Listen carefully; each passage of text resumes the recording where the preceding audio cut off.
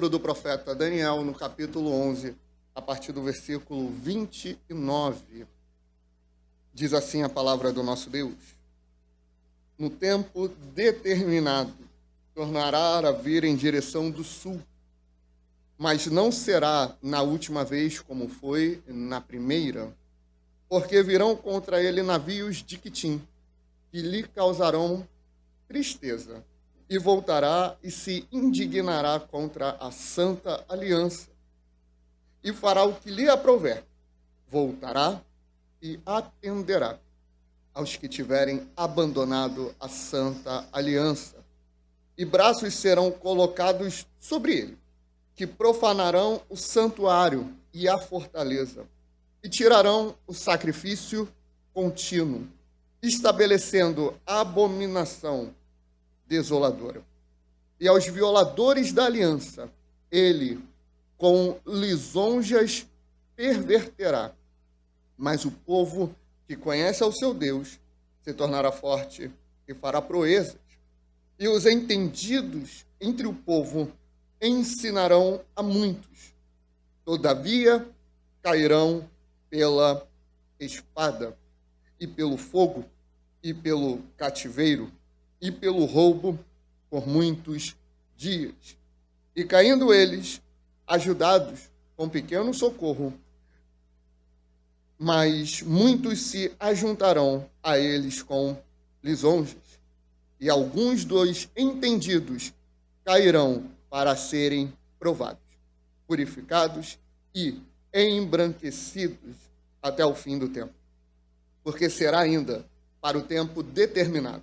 E este rei fará conforme a sua vontade, e levantar-se-á e engrandecer-se-á sobre todo Deus, e contra o Deus dos deuses falará coisas espantosas, e será próspero, até que a ira se complete, porque aquilo que está determinado será feito. Amém, irmãos? Podem sentar com a graça de Deus. Esse texto é aquele texto onde ninguém fala assim, né? É um texto muito conhecido, né? Esse é um texto que o cristão, ele não tem muita proximidade por conta de algumas complexidades. Ele é um texto escatológico, ou seja, ele fala sobre o momento do fim. Ele fala sobre o anticristo, sobre o momento da grande tribulação, que, como cremos, a igreja passará. Só que a gente vai trazer o pano de fundo sobre essa profecia, mas a gente não vai se deter aos detalhes escatológicos do texto. Essa profecia, e toda profecia sobre o tempo do fim, ela tem um ensinamento muito grandioso, que é mostrar todo o controle absoluto da parte de Deus. Por isso que vai repetir, e volta e meia, quando fala-se de escatologia e se fala do anticristo, a Bíblia vai falar sobre o tempo determinado. E nesse caso, o profeta Daniel, ele está falando sobre algo que aconteceria pouco depois dos dias dele, que seria prefigurado no que há de vir, que talvez seja nos nossos dias, ou nos nossos filhos e netos, ou mais para frente, quando assim o tempo determinado se cumprir. O profeta Daniel, ele se referia nessa profecia a um acontecimento que aconteceu, é maravilhoso, né? A algo que aconteceu ali no período de 175 a 164 a.C., com Antíoco Epífanes, ou Antíoco Epifânio. Esse homem foi um rei seleucida, que dominou em uma região, e ele se impôs contra os judeus. Ele dominou os judeus, literalmente. Ele fez com que aquele povo, por um período, perdesse a sua identidade.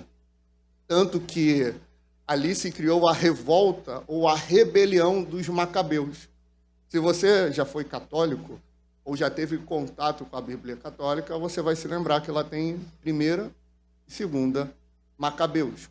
Esse livro não é um livro canônico, não foi reconhecido nem pelos judeus e não foi reconhecido nem pela igreja como um livro inspirado por Deus. Isso não quer dizer que seus fatos históricos sejam mentirosos. Lá vai ser relatado esse contexto dessa revolta. Isso aconteceu, essa revolta, porque Antíoco Epifânio, ele profanou Jerusalém e o templo. Tem um animal para os judeus que ele é completamente abominável, não é? Que é o porco. Você sabe o que ele fez? Ele foi até o altar do holocausto, que está na parte de fora do templo, e sacrificou ali um porco. Isso lá no templo. Sacrificou um porco ao deus Zeus, da mitologia grega.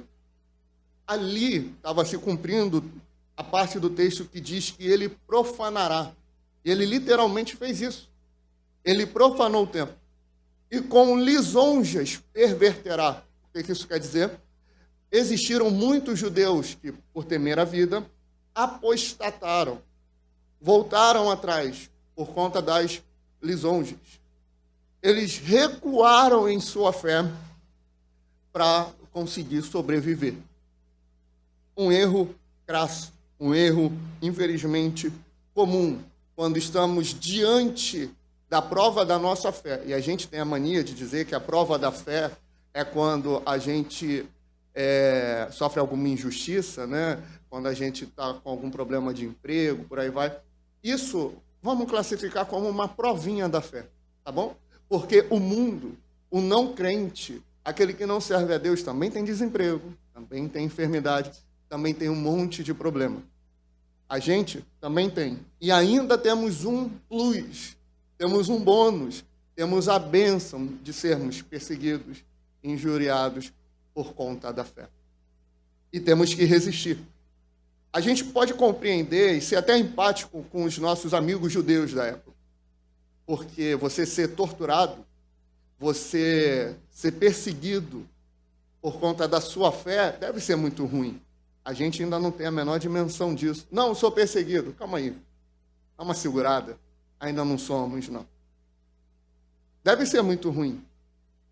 Permanecer firme deve ser difícil, só que é uma exigência da parte do Senhor que a gente permaneça firme e constante. Isso é um resumo da primeira parte do cumprimento dessa profecia. Isso vai acontecer de novo, só que o cenário vai ser a igreja. E esse rei, que foi tipificado por Antíoco Epifânio, que em Daniel 11 é o chifre pequeno, que falará contra Deus, que se portará como Deus, e falará coisas terríveis, esse será o anticristo. E ele virá contra a igreja. A escatologia é isso, irmãos. Ela é assustadora. Ela nos causa temor. Por isso que muita gente tem medo do livro do Apocalipse. Viver o fim dos tempos não será fácil. Mas tem um povo que vai conseguir resistir e vai conseguir ser resistência nesse período. Sabe quem é esse povo? É o povo que conhece o seu Deus. É o povo que tem intimidade com esse Deus. Por que a gente deve conhecer a Deus? No livro de Jó, no capítulo 22, verso 21, fala assim: apega-te, pois, a ele, e tem paz, e te sobrevirá assim o bem. O bem aqui não entenda como bênçãos de uma forma geral. O mal aqui não entenda apenas como adversidades da vida. O bem é a bênção da salvação, é a bênção da intimidade com Deus. Por isso que ele está dizendo para Jó: apega-te, aproxima-te de Deus, e isso te gerará o bem, a bondade, a bênção de estar próximo de Deus. O contrário disso é o mal, que é a morte, é um engano. Conhecer a Deus nos permite viver sem variações, nos permite ser constante. Jeremias 9:23 fala assim: assim diz o Senhor, Não se glorie o sábio na sua sabedoria, nem se glorie o forte na sua força, nem se glorie o rico nas suas riquezas. Mas o que se gloriar, glorie-se nisto, em me entender e me conhecer, que eu sou o Senhor, que faço beneficência, juízo e justiça na terra, porque destas coisas me agrado, diz o Senhor. Olha só o que ele está dizendo. O sábio não deve se gloriar na sua sabedoria, o rico na sua riqueza, nem o forte na sua força. Porque todos esses conhecimentos, todos esses atributos, eles vão passar. A única coisa que a gente recebe, que é eterna, é o conhecimento de Deus. O casamento passa, passa, porque morreu, foi para o céu, serão como os anjos, que não se casam e nem se dão em casamento. O casamento foi feito para ser eterno aqui, mas nem ele, que talvez seja a maior criação de Deus aqui nessa terra, talvez nem ele chega aos pés de conhecer a Deus, de estar próximo de Deus, de ser abençoado por Deus. Ser sábio, menos ainda. Ser rico, menos ainda. Ser forte, menos ainda. E eu não estou falando contra nenhuma dessas coisas, contra nenhum desses atributos. A sabedoria, ela é importante. Com a sabedoria, a gente vai distinguir a maneira que a gente tem que lidar com o dia a dia, com as pessoas, no trabalho, com a família. A riqueza, ela pode nos prover uma boa vida para a nossa família. Podemos contribuir com missionários, com os necessitados, com a igreja que nós congregamos. A força nos permite proteger aqueles que amamos. A força nos dá uma condição física, nos dá ânimo. Tudo isso é bom, tudo isso é bênção. Só que a fé não pode estar nessas coisas. A fé tem que estar no conhecimento do santo. A fé tem que estar no conhecimento de Deus. O mundo teve muitos sábios. O mundo teve muitos ricos. Teve muitos fortes, muitos guerreiros. Todos eles passaram. Todos eles.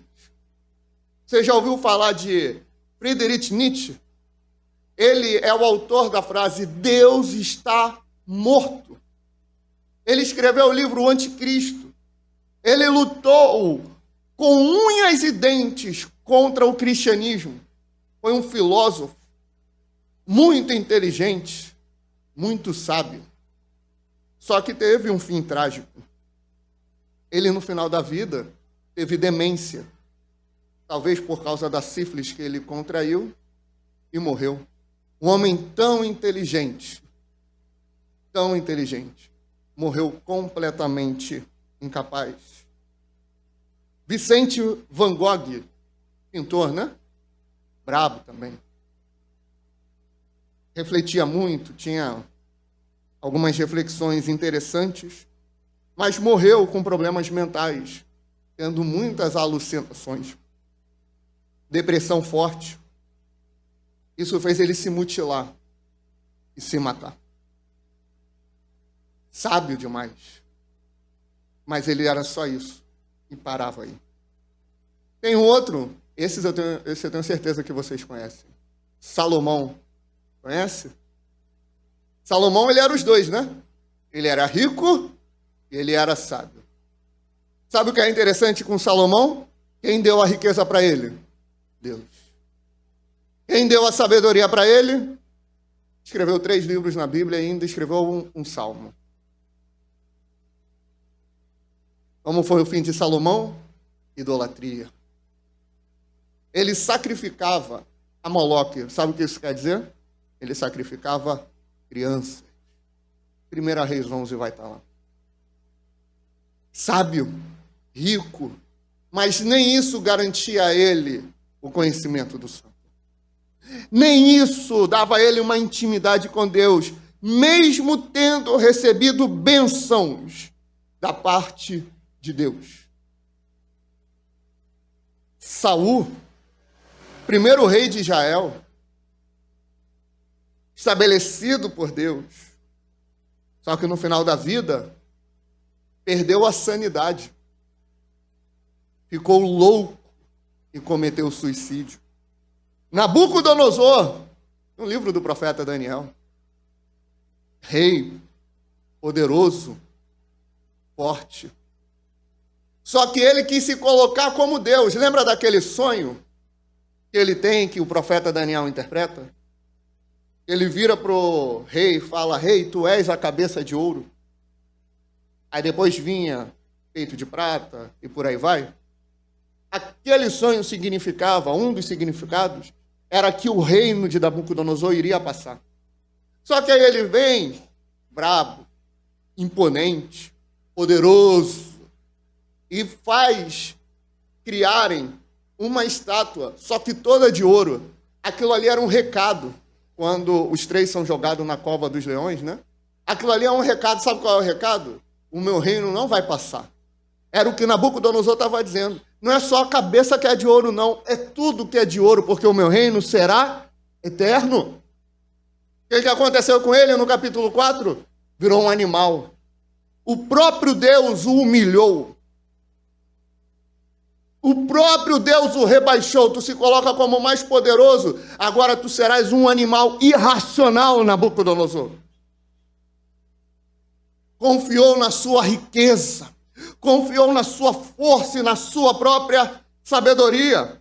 A mesma coisa aconteceu com Aitofel. Ele era um sábio conselheiro. Isso está lá em 2 Samuel 17. Ele era um sábio conselheiro do rei Davi. Só que ele participou da manobra de Absalão para tomar o reinado da mão de Davi. Aitofel deu um conselho para Absalão e Absalão não seguiu. Ele ficou triste, porque Davi, o servo de Deus, tinha orado e falou: Senhor, faça as palavras de Aitofel, um grande sábio, parecerem loucuras diante de Absalão. E assim o Senhor fez. Quando Aitofel viu que Absalão não ia seguir o seu conselho e ia perder o reinado, ele se suicidou. Ele se enforcou. Ele confiou na própria sabedoria. Temos muitos exemplos. Quando finaliza o regime militar no Brasil, vem a redemocratização, vem toda aquela alegria, né? O pessoal que viveu um pouco aquela época deve lembrar, né? Um governante civil, um presidente civil. Qual foi o primeiro presidente eleito? Tancredo Neves.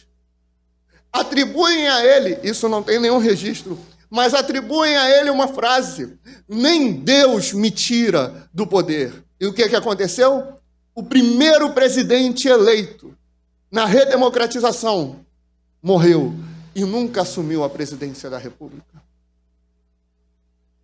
Teve um homem, está anotado aqui o nome dele, ele foi um dos engenheiros.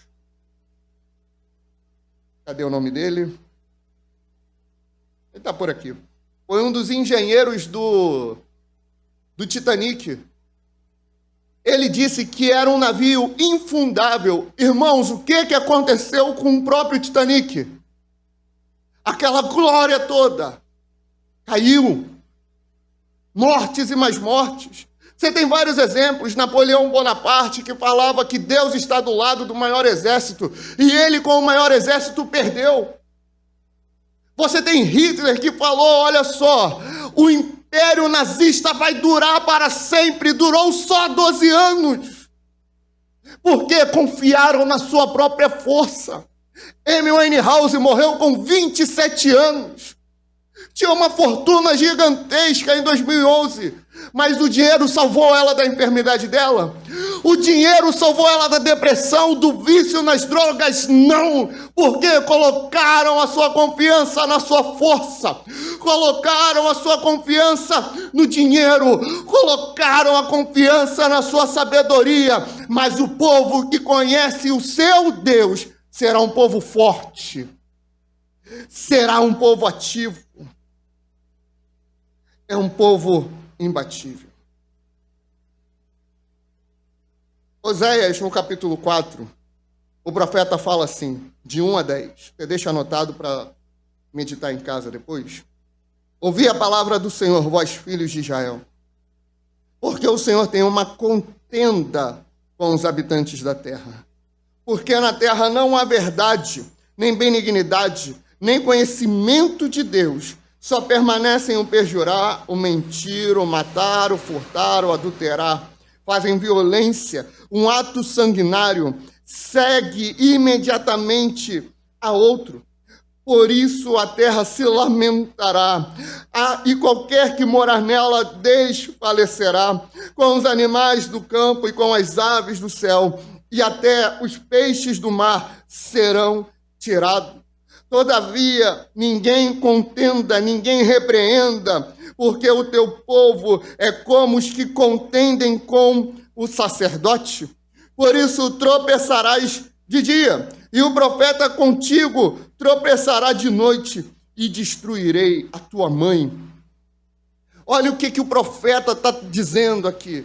Olha só, eu tenho uma briga, diz o Senhor, com esse povo. Eu tenho uma contenda. Eu me levanto contra eles. Contra os habitantes da terra. Não é da terra o planeta, é da terra prometida. A contenda de Deus era com o seu povo, e a gente vai ver isso no decorrer do texto. A briga de Deus é que o povo que ele chamou, para conhecê-lo, o povo que ele chamou para ser um povo forte, o povo que ele chamou para ser íntimo dele, era um povo que estava se perdendo. Só prevalecia lá o perjurar, o mentir, o matar, o furtar, o adulterar, violência e atos sanguinários. Só prevalecia o pecado, não prevalecia a intimidade com ele, não prevalecia a oração, a meditação na lei, na Torá. Eles não queriam mais ser próximos de Deus, eles só pecavam, eles só se distanciavam de Deus.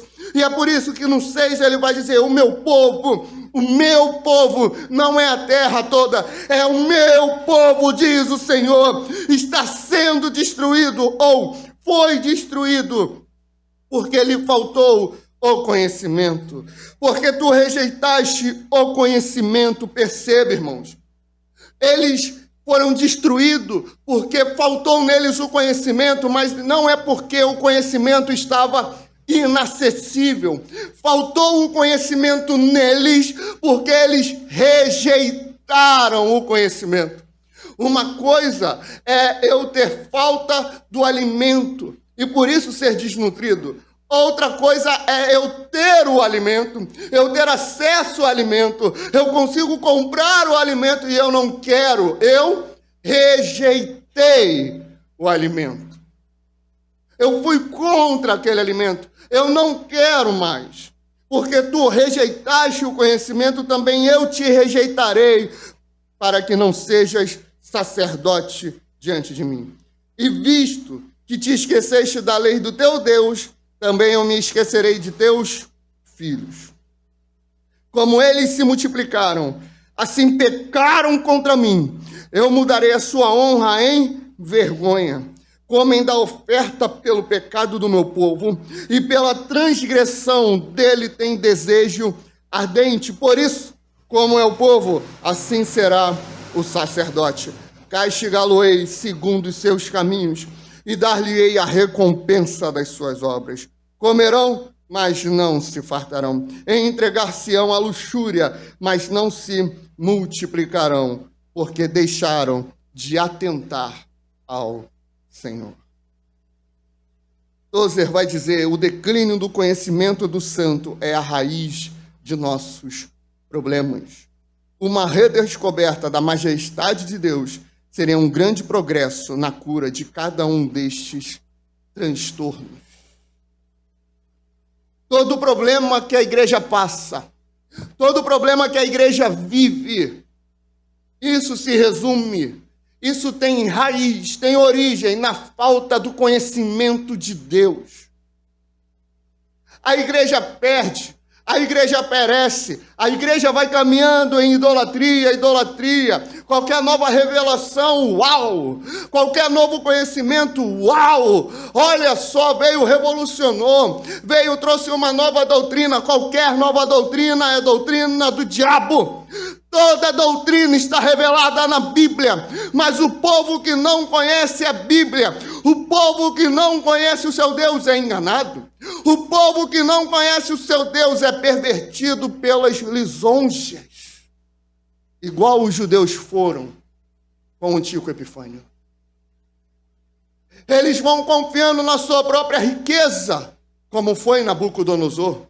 Eles vão confiando na sua própria força, igual foi Sansão. Eles vão confiando na sua própria sabedoria. E eles vão se perdendo, se perdendo, se perdendo. Não pode ser assim. Não podemos nos deixar levar. No verso 29 de Daniel 11 diz: no tempo determinado tornará a vir em direção ao sul, mas não será na última vez como foi na primeira.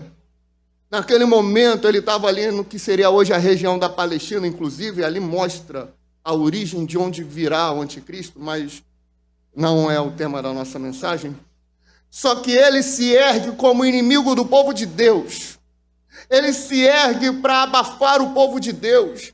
E a intenção dele é vir pior do que antes. Toda vez que o diabo se levanta, e o diabo existe, e o diabo ele luta contra a igreja. É falta de sabedoria atribuir tudo de ruim que acontece ao diabo, amém? Mas é tolice dizer que ele não existe. Ele existe. Ele é o inimigo das nossas almas. O apóstolo João fala que para isso o Filho de Deus se manifestou para quê? Para desfazer as obras do diabo. Quem foi que foi tentar Jesus lá no deserto? O diabo. Ele existe ou não existe? Existe. Toda vez que ele se levanta pior do que antes. Ele se levanta com novas estratégias ou com a mesma, só que com mais intensidade. Não subestime o poder do diabo. Não subestime o poder de Satanás. O objetivo dele é te distanciar de Deus, mesmo que para isso ele te mantenha dentro da igreja. Ele quer acabar com a tua vida. Não necessariamente ele quer te matar. Não necessariamente ele quer te jogar uma enfermidade. Não necessariamente ele quer te botar pobre. Porque o problema não está na riqueza. O problema está quando o rico confia na riqueza. O problema está quando o sábio confia na sabedoria. O problema está quando o forte confia na sua própria força. Quando o forte, o sábio, o rico confiam em Deus, nem o diabo, nem os demônios, ninguém pode impedi-lo. Ninguém pode destruí-lo. E ele veio, Antíoco Epifânio veio mais forte. Ele veio com mais ferocidade para extingui-los. Ele veio com mais ferocidade para acabá-los, para perverter a espiritualidade deles, para perverter o que estava na lei. Ah, o porco é um animal abominável, é isso que eu vou levar, é isso que eu vou oferecer em holocausto lá. Verso 30, porque virão contra ele navios de Quitim, que lhe causarão tristeza, e voltará, e se indignará contra a santa aliança, e fará o que lhe aprouver. Voltará e atenderá os que tiverem abandonado a santa aliança. O que ele está profetizando e aconteceu, ele vai se levantar contra, mas quem ele perverter, ele vai acudir, ele vai ajudar. É isso que o diabo faz. Tem bênção que a gente acha que é bênção. Tem bênção que a gente acha que é bom, mas não é. É o diabo entregando com uma mão e querendo tomar com duas. E braços serão colocados sobre ele, que profanarão o santuário e a fortaleza, e tirarão o sacrifício contínuo, estabelecendo a abominação desoladora. Queridos, tire da tua mente, tire do teu consciente, do teu entendimento. Não, eu vou lá pelo menos fala de Jesus. Não, eu vou cultuar com eles lá, eles leem a Bíblia. No centro espírita vai ter uma Bíblia lá também. Eles vão falar de Jesus lá também. Eu já estive lá dentro, eu já vi, eles falam de Jesus. Eles não conseguiram domar a criança de, na época, 11, 12 anos, né? 9 anos? Era? Não conseguiram, né? Tiveram que sambar lá para responder as minhas perguntas e não responderam, mas glória a Deus, né? Amados, eles falam de Jesus. Eles têm a Bíblia lá também. Muitas e muitas seitas vão ter. Muitas e muitas organizações religiosas também vão ter. Mas não quer dizer que é porque eles falam de Jesus que eles estão falando do Filho de Deus. Eles falam porque eles misturam. Deus, ele é um só. Deus é uma verdade, ou melhor, Deus é a verdade. Deus, ele é absoluto. Sempre que tem qualquer distorção, irmão Everaldo, a respeito de Deus é abominação. Porque é enganação. Antigo Epifânio fez isso, ele mudou a forma de adorar. Ele mudou a forma de sacrificar. Ele mudou o que sacrificar. Não, eu vou lá. Eles levantam a mão, eles cantam também. Era a mesma coisa que os judeus diziam. Não é cordeiro. Não é ovelha, é um porco. Mas pelo menos está oferecendo a Deus. Mas não é Deus, é Zeus. Só mudou o nome. Mas é tudo o mesmo Deus. Em cada cultura é diferente. O que a Bíblia está dizendo? É abominação. Deus é um só. E aos violadores, 32, da aliança, ele com lisonjas perverterá. Aqueles que voltaram atrás, os judeus que apostataram, os judeus que tiveram medo, os judeus que balançaram, Antigo Epifânio vai pervertê-los, vai fazê-los recuar.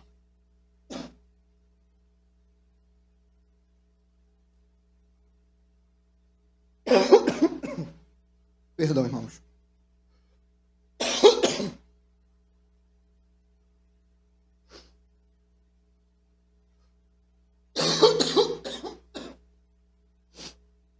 Foi? Amém. Antigo Epifânio vai fazer eles recuarem, vai fazer eles apostatarem. Esses são os violadores da aliança. Toda vez que você recua na fé, toda vez que você entra em idolatria, que você muda a forma de cultuar e de servir a Deus, você está se tornando um violador da aliança que ele estabeleceu. Toda vez que isso acontece, nós violamos. Quando nós, presta atenção, quando nós violamos a aliança, as lisonjas vêm para nos perverter. Quando nós pecamos, vamos traduzir para o Novo Testamento, quando nós pecamos, quando nós erramos, começam a aparecer mais e mais ciladas, mais e mais enganos. Quando a gente se torna muito tolerante com a doutrina, não, pensa assim, pensa assado, faz assim, faz assado. Não, Deus sabe, Deus entende, é legal, assim tá maneiro, assim tá tranquilo, vamos avançar. Quando a gente vai tolerando muita doutrina contrária da Bíblia, a gente tem uma tendência a tolerar mais, a gente tem uma tendência a errar mais. Pode perceber, todos esses cantores gospel hoje, que desviaram, que eram do gospel, que hoje que até mudaram a sua sexualidade, eles não começaram do dia para a noite, vão mudar. Eles começaram com um discurso liberal aqui, eles começaram com outro discurso liberal ali. Eles falaram, olha, não é bem assim, a gente tem que ter amor, e a gente tem que ter amor. Só que o amor deles é aceitação, o amor bíblico é correção, mudança e transformação. Eles começaram com essa conversa mole, com essa conversa fraca, essa conversa de tolerar tudo e todos e tudo o que é feito errado. para depois chegar nesse nível, porque eles perverteram a aliança, pecaram. Eles permaneceram na perversão e iniquidade. Conforme eles permaneceram nessa perversão, a lisonja do inimigo os pegou e os tirou da presença de Deus. Olha como é perigoso quando a gente começa a transgredir a lei, a palavra de Deus. Quando a gente começa a se afastar de Deus. Billy Graham, se não me engano, ele falou: toda vez que o homem quer se afastar de Deus, o diabo tem um barco pronto para levá-lo de lá. Você vai dando um passo no erro. Isso se traduz na leitura bíblica. Você está lendo todos os dias, 2, 3, 5 capítulos por dia, 10 capítulos. Você está lendo. Aí amanhã tu não lê. Não, na terça eu vou ler e reponho. Aí na terça tu não lê. Aí na quarta tu não lê. Aí para voltar à leitura, é uma luta, é ou não é, igreja? É, porque quebrou o fluxo, quebrou a intimidade. E o diabo, ele quer uma oportunidade para te afastar de Deus. E como que a gente resiste a isso? Como é que a gente resiste às lisonjas? Se mantendo na aliança. Não a aliança igreja, amém? Mas na aliança de Deus. Se mantendo na presença de Deus. Por isso que a segunda parte, a parte B do versículo 32 diz: mas o povo que conhece o seu Deus se tornará forte e fará proezas. Não é, presta bem atenção, não é a força, não é a riqueza, não é a sabedoria que vai fazer você ser forte e ativo. Dependendo da versão vai estar assim: o povo que conhece o seu Deus será forte e ativo. Não é nenhuma dessas situações passageiras que vai te fazer resistir. O que vai te fazer resistir, amado irmão, o que vai te tornar forte, o que vai te tornar ativo é o teu conhecimento de Deus, é a tua proximidade de Deus, é a tua intimidade com Deus. O forte, o povo que se torna forte, vem do hebraico shazak, que é fortalecer, prevalecer, endurecer, ser forte, tornar-se forte, ser corajoso, ser firme, ficar firme, ser resoluto, ser persistente. Não é a força humana física, é a força espiritual, é a força para resistir o pecado. É a força para resistir o maligno. Sujeitai-vos a Deus, resisti ao diabo e ele fugirá de vós. Só um povo forte, só um povo ativo que conhece o seu Deus consegue isso. Fugir da aparência do mal, fugir dos desejos da mocidade. Quem consegue isso é o povo que tem o Deus fortificador. É o povo que tem o Deus que segura na tua mão direita e te diz: não temas, porque eu sou contigo. É um povo ativo, é um povo corajoso, aleluia.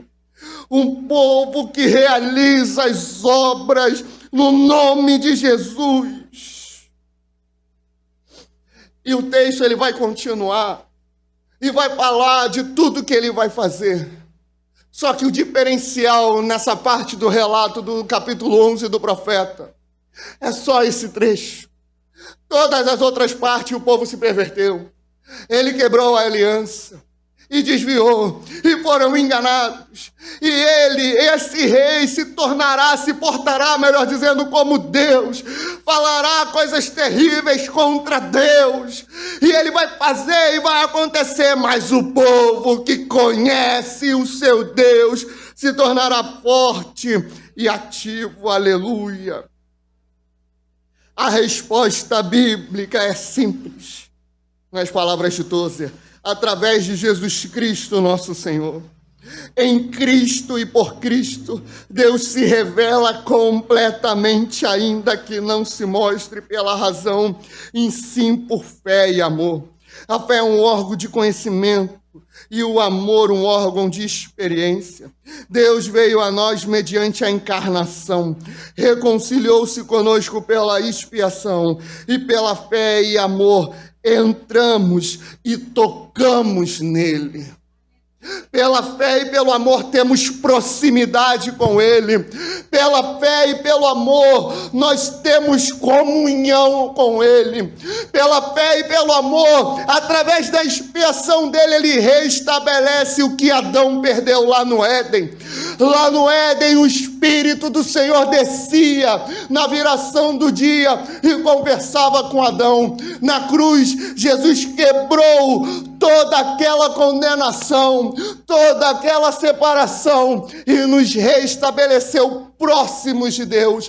Nos restabelecendo próximos de Deus, Ele não vem na viração do dia para falar com a gente. Nós vamos até Ele a qualquer momento do dia para ter intimidade com Ele, porque o povo que conhece o seu Deus não desvia. O povo que conhece o seu Deus não volta atrás. O povo que conhece o seu Deus não é inconstante. O povo que conhece o seu Deus tem raiz. O povo que conhece o seu Deus tem fé. O mundo vai acabar, vai estar tudo sendo destruído. A tua esposa, o anticristo, vai trucidar. O teu marido, o anticristo, vai mutilar. A tua filha, o teu filho, ele vai matar na tua frente, mas tu não vai apostatar, porque o povo que conhece o seu Deus será um povo forte, será um povo ativo, será um povo corajoso, porque Ele é fortificador, irmãos. Eu te pergunto, Israel no Egito tinha alguma força para vencer Faraó? Nenhuma força militar, mas eles saíram vitoriosos porque eles tinham Deus. Eles passaram por toda uma tribulação, mas eles tinham Deus. Eles tinham o Senhor. Davi não tinha nenhuma possibilidade humana de ascender ao trono, mas ascendeu porque ele tinha Deus. Ele tinha um Senhor. Elias não tinha nenhuma possibilidade de prevalecer contra Acabe, Jezabel, 450 profetas de Baal e 400 profetas de Astarote, mas ele prevaleceu por quê? Porque Deus estava com ele. Maior é o que está conosco do que o que está no mundo. Maior é Deus, soberano é Deus, fortificador é Deus, o Deus que cura é o Jesus da Bíblia, o Jesus que restaura casamento, o Jesus que transforma toda e qualquer situação, o Jesus que dá direção para a sua igreja, é o da Bíblia, é o da palavra de Deus. Ele fortifica, Ele restaura, irmãos, é Ele que dá força para que a gente possa vencer e prevalecer. Mas não vencer naquilo que nós entendemos que tem que ser vencido, mas é para resistir. Esses dias eu estava vendo aquele vídeo comovente do irmão Lázaro, todo mundo conhece, né? Que faleceu devido à Covid. E ali ele estava louvando. Deus não rejeita a oração, né? Estava louvando, sim. No hospital lá, né? Antes de ser entubado. Deus não rejeita a oração é alimento. Nunca vi um justo sem resposta ou ficar no sofrimento.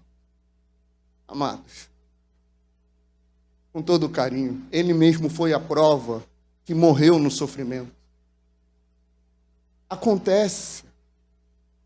Eu não estou pregando vitória sempre, mas Deus sempre na tua vida.